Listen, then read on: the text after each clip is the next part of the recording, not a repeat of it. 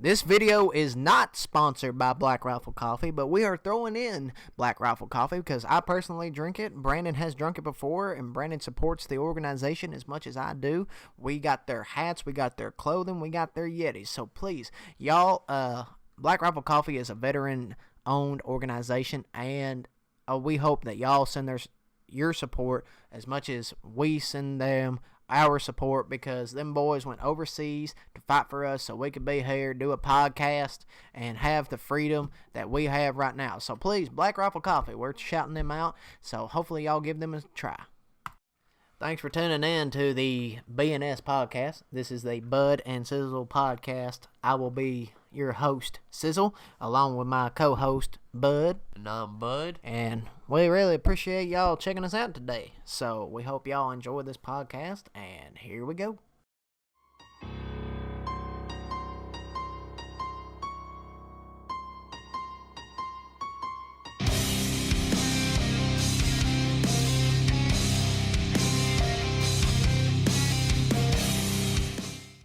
What's going on, everybody? This is the BNS podcast. I am Sizzle. And I am Bud. And we here. We talking now. We're ready. This is our first episode. Here. Yep. Live, ready to roll.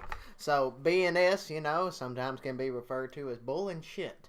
But no, this stands for Bud and Sizzle. Oh yeah. So I guess on this first one we're gonna do an introduction.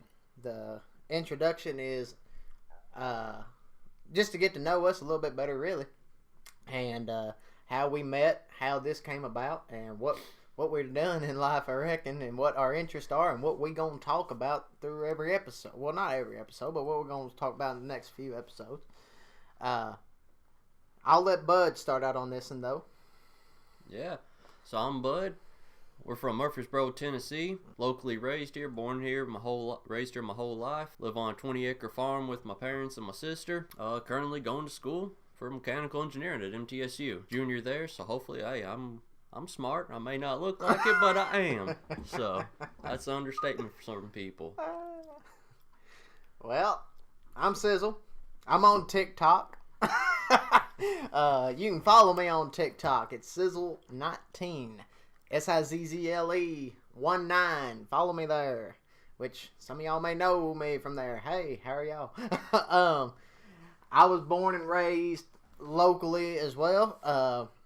There's a town beside Murfreesboro called Woodbury, and I was raised in Woodbury, Tennessee, and I was raised there on about a 10-acre farm, nothing too big, small farm, with my grandparents. And yeah, I went with my parents for a little bit. They divorced, and then I moved to Murfreesboro. And when I moved to Murfreesboro with my mom, that's how me and Brandon met, because we met in high school. Yep, sophomore year of high school. Sophomore year, yeah. And Brandon brought this up to me. Well, Bud's real name's Brandon. My real name's Austin. So if you hear us calling each other by real names, I mean, our nicknames is Sizzle and Bud. So we'll just get that right on out of the way. But anyway, so I met Brandon sophomore year, and was that? No, junior year is whenever we had, Nelson together, right? Yep. Yeah, we had Nelson, and then sophomore year, we met in Miss Hargrove's science class, right? You was in Miss Hargrove's, wasn't you? Computer programming, that's where we at. Mm-hmm. Yeah. Programming class. But, he brought up to me not too long ago. I sure don't remember it. I remembered it after he said it, at least. He said every single day, I remembered it now. I did. Every day of that high school let out, I'd go down, hop in my truck, roll down the windows, and I would turn on Pour Some Sugar on Me by the Def Leppard, blasted out them speakers that were already blown, so it sounded awful. And I would leave every day of high school doing a burnout with Pour Some Sugar playing. Those were the days back then. No, that was good times. Oh yeah, definitely for sure. So you were in Miss Hargrove's class, weren't you? Yep. Well, that's where we met in computer programming, but that was our sophomore year. Yep. And it was me, you, Mason, and Colton. Yep. And us four. There was four of us as a pair. And all four of us would sit together at the beginning of the year. And at the beginning of the year, we kept talking. She kept teaching. We didn't care about what she was jabbering about or blabbing on about. And so she separated us, of course. One in each corner. I think Brandon stayed exactly where he was. Yep. I went behind Brandon in the very back corner. Then Mason went over to the far right corner in the back. And then Colton went to the far right corner in the front. And we'd be sitting there in class, and you'd hear Colton or somebody like that come out and just like, "Hey!" We'd start yelling across the class at each other, talking. Colton doesn't know how to hold himself back, so he would be shouting in Man, class. we had fun, though. That was fun. And then we played 8-ball all the time. My God, we played so much 8-ball. I don't know what in the world we would have done without 8-ball. See, we had this deal to where, what was it called? RTI? Is that what it was called? Yep. Where it's basically like an hour and a half of do absolute nothing. So we didn't do nothing. That was our study hall. Yeah, that was our study hall. And our study hall, we were told, do not be on our phones. But you know what we did? We were on our phones playing 8-ball. We did it all the time. Man, I miss those days. That was good. Well, I don't miss high school necessarily. But I miss, like, just those fun moments that we had. Because we had some funny times back then. Like, you didn't know me freshman year, did you? No, Nope. You didn't know me freshman year. Freshman year, I'll tell a quick story about my high school. If you can think of something funny and tell it, because I have a lot of embarrassing stories. It was my freshman year of high school, fresh from Riverdale, or fresh at Riverdale. I went to Riverdale High School, not the Netflix TV series. Shut up. This was about, the first or second month in, and I had a girlfriend at the time. That me and her just started seeing each other. And me and that girl were seeing each other before first period. Okay? So it was in the main cafeteria. You know where the main cafeteria is. Not the annex, but the big one. Oh, yeah. And Officer Coots was over there, and he was standing across there. He was standing right across the cafeteria. Well, I gave the girl a hug. And he yelled across the cafeteria, "Hey, you quit hugging that girl." In my mind, now, I'm not as ignorant as I sound. I'm just stupid. That's just the truth. I'm just dumb as a rock. I am a dumbass. So in my mind, okay, I'm going to quit hugging her. I'm going to give her a kiss. So what does Austin do? He kisses her. Well, that just pisses Coots off. Because Coots thinks that I'm like being a smart ass about it, So he yells, "Boy, get over here!" And so I'm confused. And of course, the girl at the time, she was yelling at me all pissed. And as we was walking over there, I didn't see my wrong. So as soon as we get over there, Coots goes, "Boy, do you have any sense?" And I go, "No, I guess I don't really. I was just following the orders." Well, I was. I mean, you gotta think. I didn't hug her. I wasn't hugging her no more. I just kissed her. So he calls Mr. Wayne up there. Old Wayne, Mr. Wayne. Yeah. Mr. Wayne, yep. So he called Mr. Wayne up there. Mr. Wayne comes up there, and he's going off of Mr. Wayne about, and Mr. Wayne is cracking. He's like cracking a smile. He wants to laugh. He is absolutely about to bust out laughing. It is so funny to him. So Mr. Wayne says, "All right, whatever Cooch's first name is, I'll take care of it. Come with me." So, of course, the girl got off at the time. Nothing to her. I could have blamed it on her and said, yeah, she wanted a kiss, but no. She got off scot-free. So I went to Mr. Wayne's office, and he turns around as we're walking, and he starts dying laughing at me. And then we go into his office, he goes, "Kid, all I'm going to say is, I don't bring my wife up here to kiss her. I understand. You're a little 15-year-old. Your hormones are going crazy. But don't be kissing up there to be a smart ass." And I said, "Mr. Wayne, I wasn't being no smart ass. I just was following orders." And he goes, "You truly think in your mind you was following orders and that's all it was?" I go, "Yeah." And he goes, "Kid, get out of here. That is the funniest thing I have heard. I'm letting you off." So because it was so good to him. So that was my freshman year catastrophe.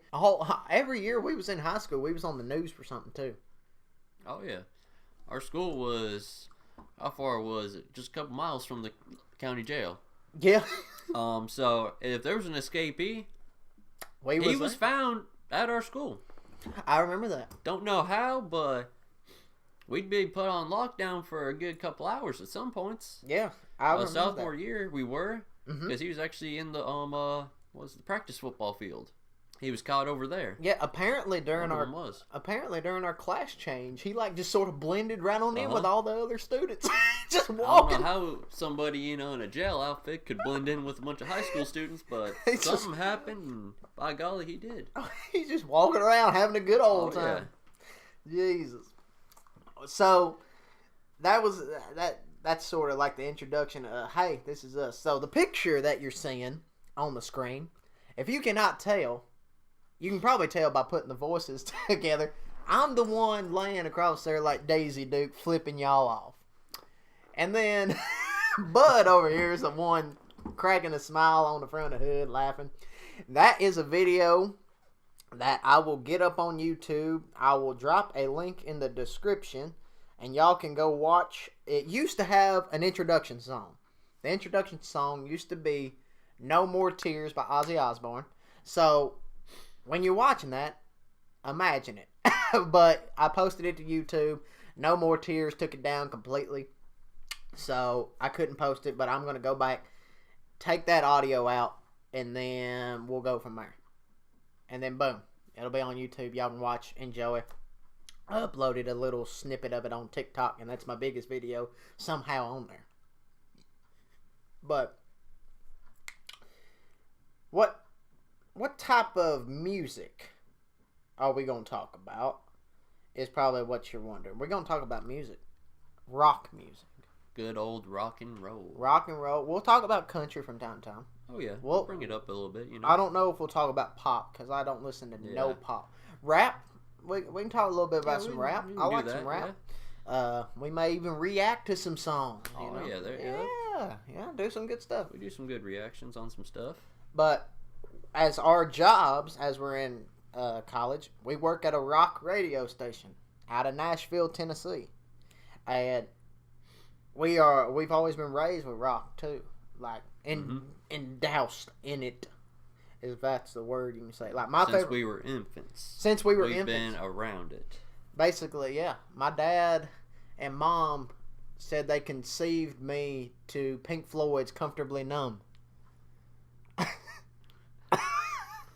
So, I can't ever listen to that song the same, but I was conceived to comfortably numb. Comfortably numb. Right, come on, get it right. Spit it out now. Well, no, I gotta take a drink. Yeah. So, we at the radio station, we're promotions assistants. So, we get free concerts. We go to the concerts. We're the people who are set up at the booth. Before you walk into the concert, you can come win free prizes from us, chit-chat with us, whatever you want. We don't give away free tickets, though. I will say that much. For the love of God, please stop asking us Everybody if we give asks away us, free tickets. Hey, you got any extra tickets? No, we got tickets for ourselves. Half the time, we might not even have tickets for ourselves. We just get into the shows. Yeah. There was one event. I don't know if it was you working it with me. Well, I can't remember if it was you or Dane.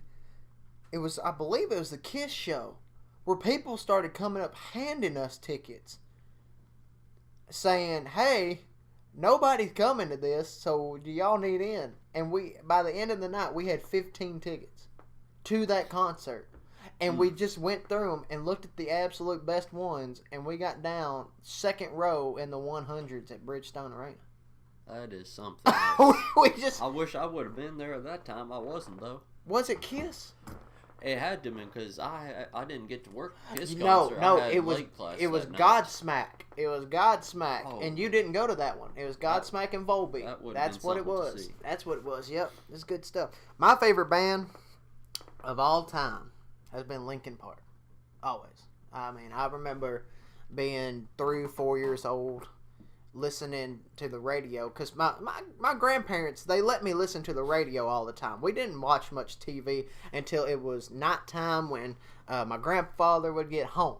I would watch TV by myself, with my grandma, but grandma, she'd be in the kitchen cooking or something like that, getting ready for supper at night, because she'd come in and basically, long story short, these aren't my technical blood grandparents. They're just sort of like babysitters at a child that adopted me.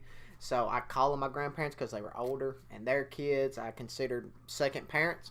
But anyways, so their kids would come in, and then I would be there and stuff. And so she'd be cooking because there'd be 5 or 6 of us there, so she'd have to cook a lot. But I'd always be listening to the radio. I didn't care about watching TV. I loved music more than TV, and that's how it's always been. Now, don't get me wrong, TV's nice, but I always love music more. And I remember 96.3.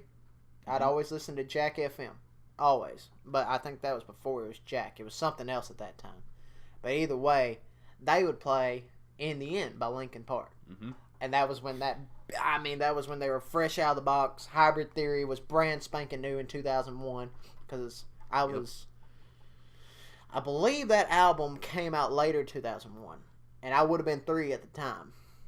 But I don't know. It was between 2001 2002 when I heard that song all the time. And I remember telling my grandma one day, I want that song on a CD. Because we had a CD player. And I wanted to listen to it. And she said, okay. So I went to Walmart with her at the all the time when I was younger, before I went to preschool. We went to Walmart. And I remember she got me Hybrid Theory. Because she told me this. Now, I don't remember this part. She said the Walmart worker said, we don't sell singles on CDs no more. We sell whole albums. So I guess the singles on the CD, like we had at the radio station for certain bands, that flew out of the coop. That flew the roof. Yep. So I got Hybrid Theory, the full album. And they didn't cuss on that album. There was no parental advisory on it. So my grandma didn't care. You know, at that age, you know, I mean, grandparents, they raise you different than some parents do. So I remember she got it for me. And we started listening to it, and she absolutely hated it. Because she was like, this ain't Southern gospel. This ain't no bluegrass. This is that darn old rock and roll. And I loved it. Because whenever I did see my actual dad, my dad would always play rock music around me. Because Dad loved rock. Dad was, if not one of the biggest Van Halen fans there was of all time. Now, he didn't like Van Roth as much, but, well, he loved him whenever Van Roth was a thing. He loved him. But, of course, you get Sammy Hagar on the mic. Well, that's a whole different ball game. That's a whole different band because Sammy can sing. Dave cannot. Yeah. Near as much. It's a real showstopper when Sammy comes out on stage. And that'd be the best way to describe it, honestly. But I remember that, and then after that, you know, I kept getting older and older, and every time Linkin Park would release something new, I'd go get it. And then finally, you know, I got old enough to where I learned that the internet actually played songs. And no joke, I used to be one of those kids that would listen to Napster when it was a thing. You remember Napster? No, don't. I grew up with dial-up.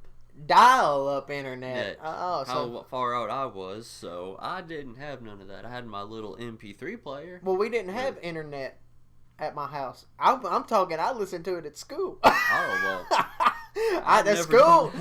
The school internet's what I had. We didn't even have internet. Yeah. We sold, what we did was we had a little car lot in the front yard of where we used to live. We had a little car lot. We bought about 2 or 3 cars and we sold them.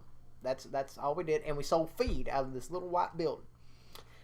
We sold feed, we sold little cars, and of course Russell had his own day job. He had his own day job, but we did the car stuff and the feed stuff for fun.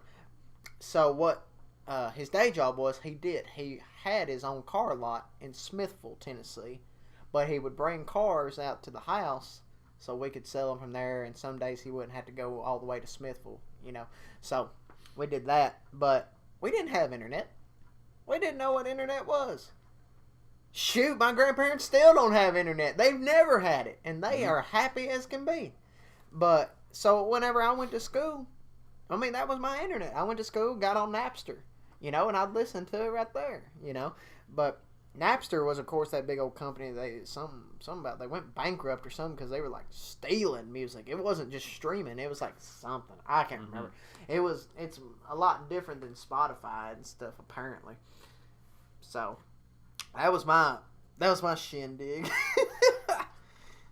But yeah, so with all the rock and roll being played, like my house, it's more southern rock. My dad grew up with. He was listening to ZZ Top, Blackfoot, the Doobie Brothers. So I would always listen to that growing up when we'd be out in the garage working and everything. My dad being a mechanic and doing paint and body work for a living, I'd always be up in the garage listening to that as a kid. Then with my mom, she was always into underground rock.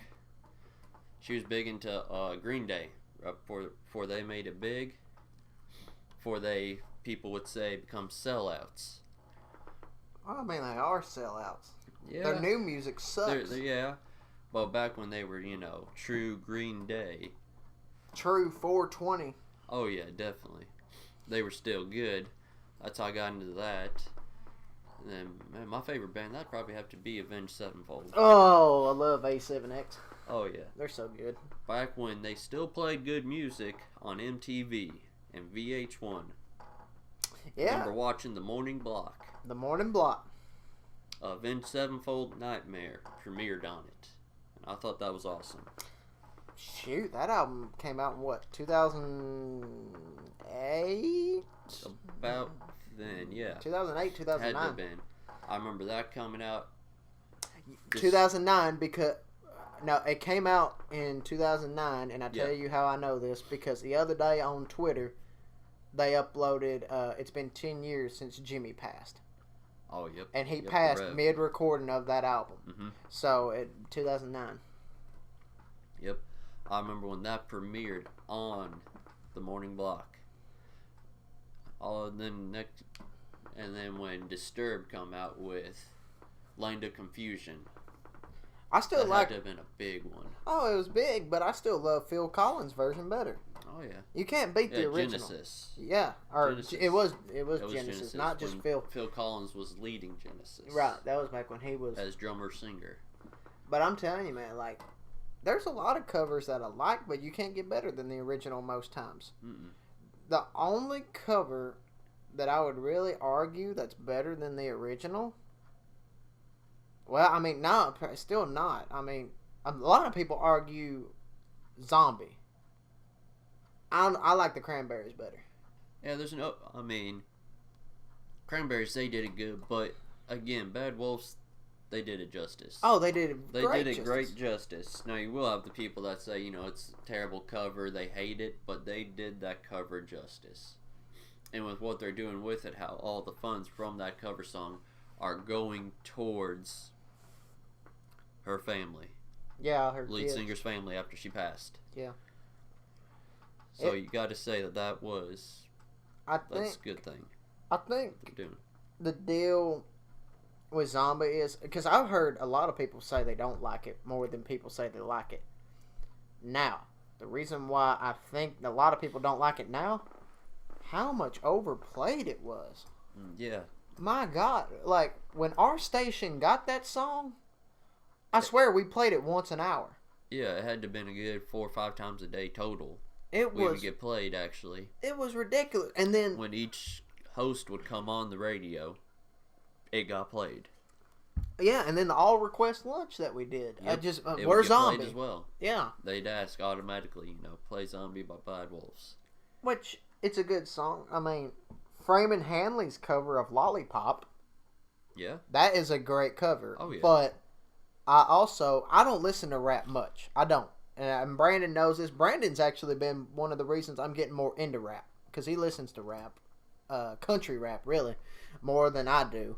But I also got friends that listen to like just, I guess, I don't know if you just call it the mainstream rap or something like that, like with 21 Savage, P&B Rock, Travis Scott, stuff like that. I don't know if you'd call that mainstream rap or what you would call that really, but I got friends that sort of getting me into that.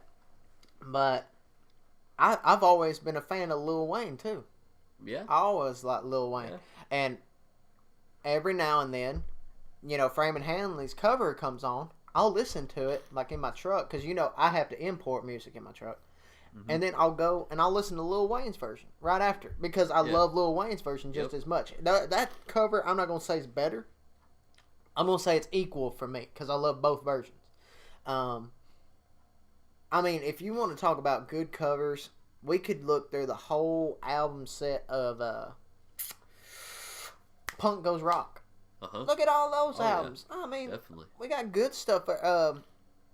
What was the band that lost their lead singer? He overdosed, but they did that great Taylor Swift cover. We Came as Romans. Yeah. They did. Yeah, definitely. Yeah, We Came as Romans. What was that song? Trouble. Ooh. I think I knew you were trouble when you walked in. That's the lyrics, but I don't know if that's a song title. That song, yeah. But that's a great cover. Oh yeah, you know, that's a fantastic cover. It did it justice, sort of thing. So my second favorite band of all time, and Brandon knows this as well as I do. I'm a fan and lover of Asking Alexandria. Yep. I love AA. AA is my second favorite band of all time. I've thankfully, and Brandon, we need to tell that story. That's a good story. We need to tell that story. So I have thankfully became what I consider friends with Mr. Danny Worsnop, their lead singer. We've hung out. He knows me. Every time he sees me, he knows me. He points us out. He pointed us out in the crowd last time because we didn't go to the VIP deal. No. And he told me at his show, at his acoustic show in Atlanta that me and you went to, he told us, hey, if y'all want to come backstage, just come backstage. There's no reason not to, I know you. So, thankfully, I got to become friends with Mr. Danny Worsnop. And so, we went to Atlanta to one of his acoustic shows. At the Drunken Unicorn. The Drunken Unicorn. Now, that's a unique venue, I gotta say. It's a venue underneath a gay bar. Yep. It's in the basement of it. It probably held 50 people or so. Maybe 75 at max. You would have been packed in there, probably 75 people. Yeah. Now this is a pretty good story. It's a long story, so hold on to your britches. So I'll let Brandon start off the getting there process. Getting there. So Murfreesboro to Atlanta, that's a good 3.5 hours long, Mm-hmm. We got there. We probably got there at 3 o'clock. Show doesn't start until 7. So we get there way ahead of time. So we're just driving around downtown Atlanta. We're just driving around. So we hang out literally at the venue then for a good 3 hours. I gotta say. Mm-hmm. And with it being in the basement, there's a stairwell down to it. So we're talking with some people that are also going to the show. You remember we didn't drive Atlanta for fun. We drove it because I forgot my ticket at the house up here. Yep. So we had to go out and find a Staples because I remember my ticket. I was for sure I had it in my pocket the whole time. I left it in the garage.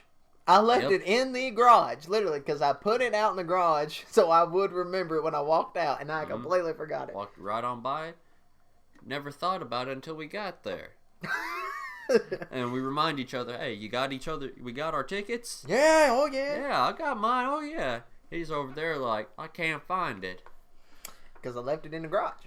And then my mom texted me and said, hey. Yep, she found it then. Yeah, but we was talking to the people. Yep, we were chit-chatting with them, and then, everywhere you go, you're going to run into some homeless people.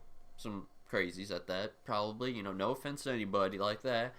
But, so we start talking with this dude, he's like, he seems normal. He starts out as normal, to say the least, We're talking with him, he's asking, what's going on tonight and all this, we're saying, oh yeah, we're here for, the acoustic show, Danny Worsnop. He's like, oh, okay, sure, he's just, he's going along with it, so we're going along with it as well, Well, he starts getting a little stranger and stranger throughout the night, to say the least, and, more people start showing up as it gets closer to showtime. Mm-hmm. So, we're all, we're waiting in the stairwell to get into the show. You know, leaning up against the guardrails, you know, and everything. Another part to add before that, Danny pulled up in a cab. Yep, just a plain old like Uber. I mean, Danny got out and he came up and he was talking to the people that was there. And then whenever I saw him, I go, "What you doing, bud?" And he goes, "I'm here to play music. You know what I do," because he's a dick. He's like, he's very open about that too. Yeah, and he was like just being sort of sarcastic to me, but I love the dude to death. I really do. He's sarcastic in his ways, but man, he's an incredible guy. Which we'll get more into how he's incredible in a second. But yeah, it was later that night. We were all leaning up against the stairs. Homeless dude disappears. Yeah, he's gone. He's gone for a little while. We don't know where he goes. Well, the funny part is the homeless guy asked Danny if he could play his guitar. Do you remember that? Oh yeah. He said, "Can I play your guitar?" And Danny was like, "No, I'll get back to you on that." Yeah. I mean, you know, it's one of those things. You don't touch another man's guitar. So homeless dude disappears, and all of a sudden, all these Ubers start going up to this gay bar out front. Mm-hmm. They had to be having dress up night or something. Oh yeah, there was pirates. There was. That was what I was thinking. The first one was the pirates. Super power people, you know, whatever you want to call them, superheroes. They were dressed up as that. I mean, so magicians. You name it. They were there. That was the first thing that hit my mind was the pirate person that got out. Oh yeah. And I mean, they were dressed to the max. And one walked in wearing a red dress. Now I'm assuming it was just a flamboyant gay man dressed up as a woman. And all of a sudden, he or she, whichever one they call them, turns around and starts flailing their arms like one of those blow-up people, like one of those blow-up things out front of a car dealership, and goes, "Whoa!" running back to the Uber. And said, running in their heels and everything. It says, "I forgot my purse!" I don't think that'll ever get out of my head. God, that was so funny. Like, y'all just had to be there. The voice the they voice. Used. That's what keeps it in the memory, you know. The voice they used. You can never redo that voice. With how the voice was done, God, it's one of those things. Good. You see it once and it just sticks. So we were sitting there dying laughing, you know, not thinking much about it. Homeless dude comes back. Got a cup of coffee. Got a cup of coffee. I forgot about that. Yeah, he had a cup of coffee. You know, he went across the street. You know, he hung out over at the gas station. You know, he got himself a cup of coffee probably, you know. And so when homeless dude comes back, he starts getting real uncomfortably close to everybody. And the two people that were standing next to us that were there early, it was an older brother and a younger sister, if I believe, right? Yeah. So the older brother told the younger sister to go down to the bottom of the stairs and, like, you know, "Hey, we gonna protect you." And we told them, "Hey, we're with y'all." Me and Bud, we told them, we're like, "Hey, we're with y'all. Yep. If something happens, we gonna be all right." Well, homeless dude just starts talking to himself. Okay, that's a little bit okay. It's just the things that he said. So he looks at the wall. You remember? He looks at the wall and he says, "You want to play a game?" And all of a sudden, we were talking. There was people were lining up after that. Like, people were realizing this was a long line. Yeah. I mean, he lets out such a guttural growl. Like, it was demonized. It was demonized and probably more deeper than what Danny sounded like on Stand Up and Scream. Mm-hmm. I mean, it was a like, I mean, such a growl. You never heard such a growl. Everybody went silent in that whole line. And they all took steps back away from him. So, it just silenced the whole group. That sister went down the stairs. That older brother just sort of hunched up, scared, and he sort of took a step down.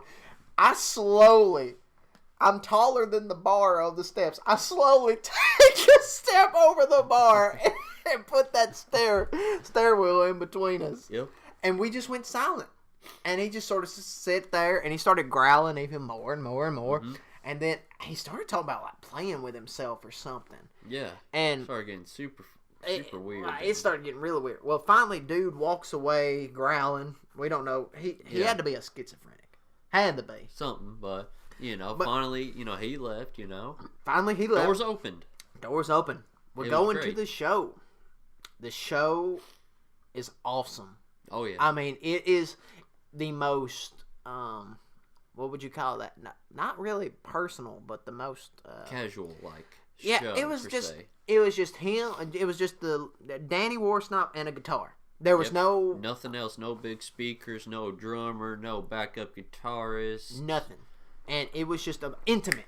That's the word. Yeah. The most intimate experience you can get. Oh yeah, definitely. So right before the show ends, he tells the crowd, I'll be back there in the back, and I'll meet every single one of you. If you want to buy a shot from me, you can. Yep. Well, lo and behold, nearly every person in there buys him a shot. Age. That was of age, buys him a shot.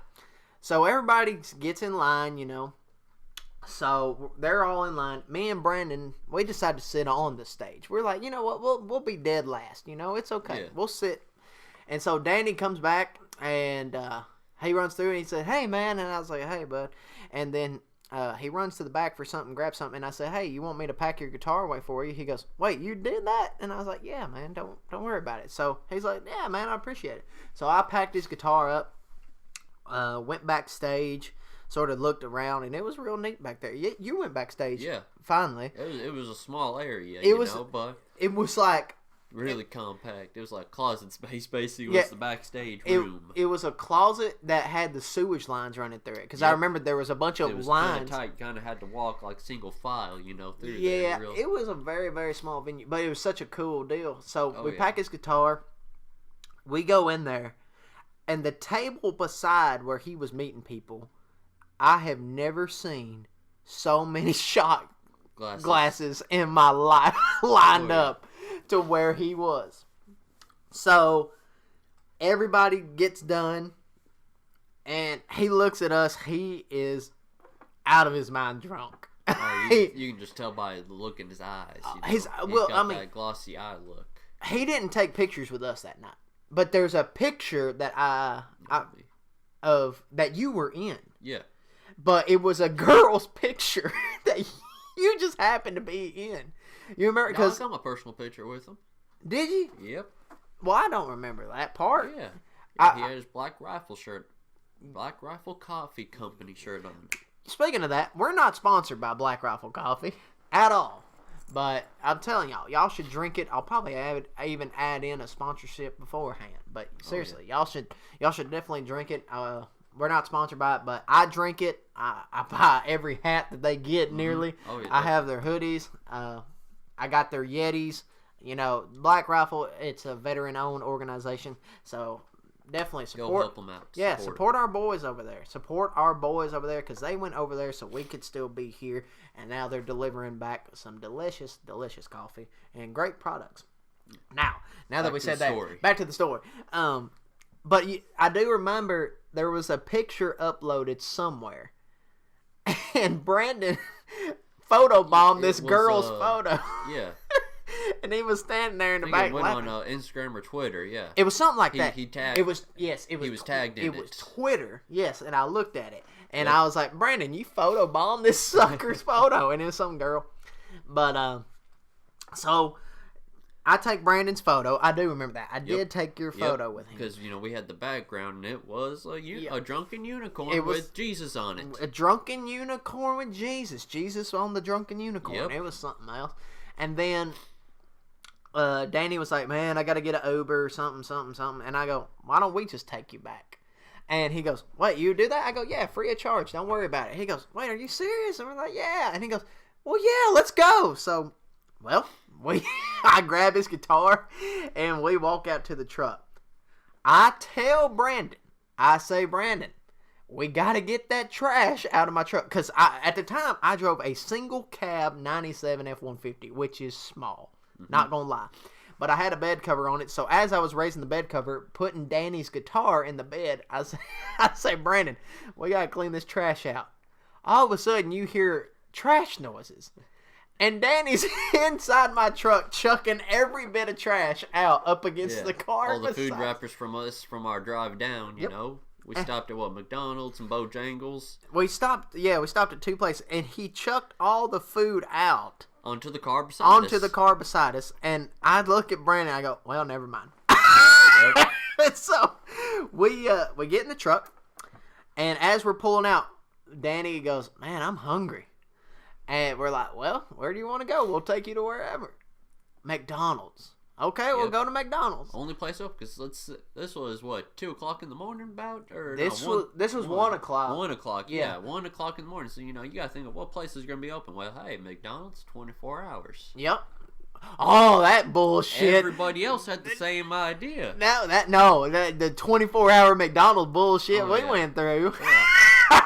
We'll tell that a different day. We'll tell that. That's stupid. But anyway, everybody else decided, hey, let's all go to McDonald's. That line, we 45 minutes solid in the drive-through line. Just nothing really told us to get out and go in. I don't know why we didn't. Yeah. We just sat there. But that 45-minute wait added time for Danny to tell some stories. Oh yeah. He's a good storyteller when he's been drinking. I wouldn't say he was pure drunk, dead drunk. He was feeling pretty damn good about He was feeling good, but I wouldn't say he was too out of it. But he was telling it. He loved Brandon. Now, I've seen Danny many times before. I've seen him several. Oh yeah. But he fell in love with Brandon because he was telling Brandon all these stories. He's big into conspiracy theories. Big you into talk about conspiracy theories? He can just ramble on about any sort of conspiracy theory there is out there.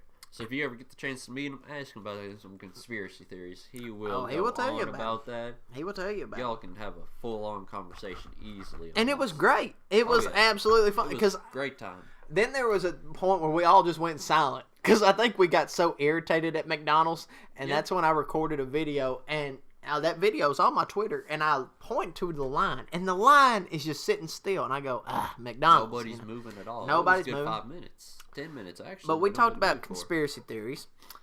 We talked about his now wife, which congratulations. I know Danny will never hear this, but congratulations to you and Victoria, very much. And he was telling us how backstage he was talking about me and you taking him home or something. He said he was FaceTiming her or something. We talked about that. This was the coolest thing I think we've ever experienced. So I asked Danny how this was 2018, right? Or this was 2018. This was 2018. Yep. So the brand new album that Asking Alexandria released been out for a while. It's been a year. Yep. It was 2 months to a year. Yeah. And so I said, well, have y'all worked on anything from AA6 yet for the next album? Me and Brandon seriously did. Danny opened up the file on his phone, and we, besides the band that I know of, and probably like management and stuff like that, me and Brandon were the first ones out of every soul to ever hear a snippet of what was on the new album. And he played like it was just a guitar riff, of course, that Ben sent over. But it was so cool to have that experience, to hear it like before everybody that I can possibly think of, except the actual band, the producer, and maybe their tour management and stuff like that. Whatever. I don't know who all listens to it because I'm not into that. Yeah, because normally that stays so restricted that it does not get out. Yeah, but he let us preview just the guitar riff because that's all it was. So we got, I paid for the meal, I paid for Danny and me. I can't remember. Did I pay for you? I think I even paid for you. I paid for everybody that night. And I remember specifically, I forgot what I got, but Danny got a quarter pounder. Yep. He hogged that thing down. He was chowing down on it. I feel like he thought that was probably the best burger he'd ever had. When he hogged it down, I remember I said, now we need to go to your hotel.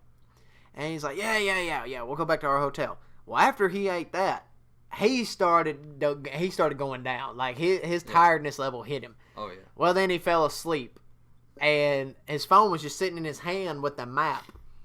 And I was just like, I grabbed his phone out of his hand because he was about to drop it, and I looked at it and I was like, wow, well, this is useless. So I pressed the little button on it because as an iPhone, I closed it and I just sort of laid it back in his lap.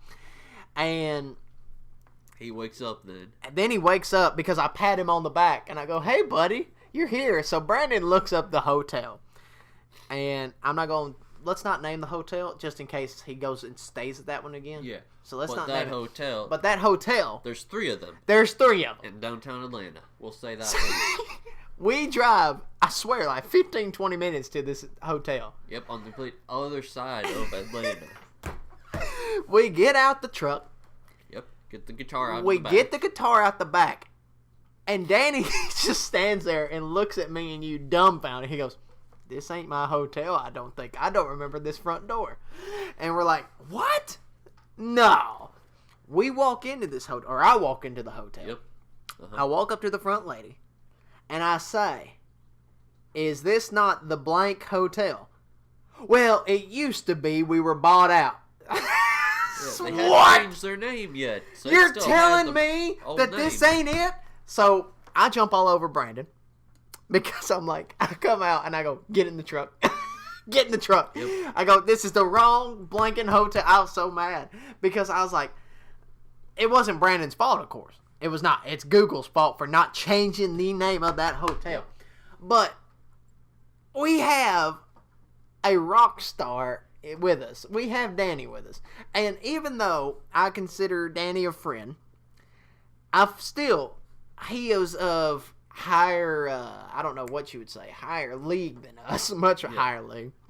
And the fact that he even got in the truck with me, and stuff, and he trusted us enough to do it. You remember he did make that comment that night. He goes, I really just put a lot of trust in people. I don't know if I should trust. And I go, Yeah. Well, what do you mean by that? He goes, well, I'm obviously in the truck with you. So he goes, I'm putting a lot of trust in that. But Yeah. he knew that I was going to get him back. He knew I was being honest.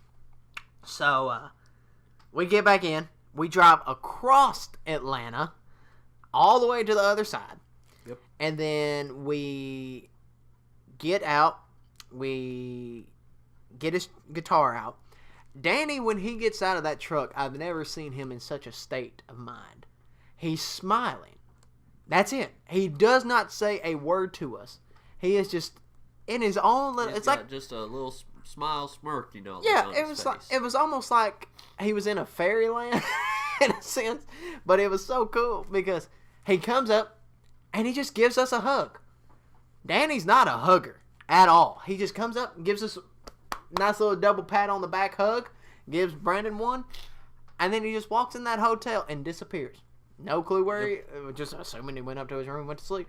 But he didn't say bye. He didn't say glad to see you, didn't say thank you, nothing. It was just the funniest thing, which me and Brandon were just like, okay. Well, there we go. We accomplished a mission. That's a story to tell That right there. was a story. An experience. Oh, it doesn't end was a there. great It doesn't end there.